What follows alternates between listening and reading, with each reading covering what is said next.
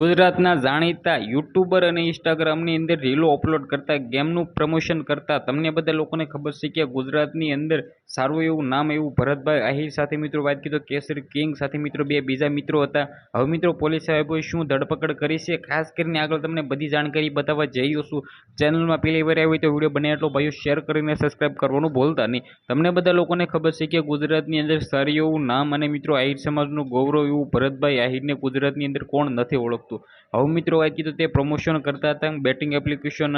ત્યારબાદ મિત્રો વાત કીધું બધા લોકો છે તેનો વિરોધ કરતા હતા અને મિત્રો વાત કીધું ખાસ કરીને દ્વારકા જિલ્લાના લોકો ખુલ્લેઆમ પોલીસ સાહેબે સ્ટેશને જાય પોલીસ સ્ટેશને જાય છે અને મિત્રો વાત કીધું કહે છે કે ગુજરાતની અંદર આ ગેમિંગ એપ્લિકેશનો પ્રમોશન કરે છે તો આનાથી મિત્રો વાત કીધું લોકોને મિત્રો વાત કીધું પૈસા જાય છે સાથે મિત્રો વાત કીધું લોકો છે એ ગેરમાર્ગે દોરાય છે પણ લોકો મિત્રો બેટિંગ એપ્લિકેશનો પ્રમોશન કરતા હતા એનો હું પણ વિરોધ કરતો હતો પરંતુ મિત્રો ભરતભાઈ આહિર જે પોતે મિત્રો પહેલાં જણાવી દેતા હતા કે ભાઈ અમે જે પ્રમોશન કરીએ છીએ અમારા માટે કરીએ છીએ ભાઈ આની અંદર કોઈ પણ લોકોએ પૈસા ઇન્વેસ્ટ કરવા નહીં એ પહેલાં જ કહી દેતા પરંતુ મિત્રો વાત કીધું ગુજરાતના લોકોએ તેનો વિરોધ કર્યો ભરપૂર અને મિત્રો વાત કીધું પોલીસ સાહેબો પોલીસ સ્ટેશને બોલાવવામાં આવ્યા હતા અને ત્યારબાદ મિત્રો ફોટા વિડીયો વાયરલ થઈ હશે।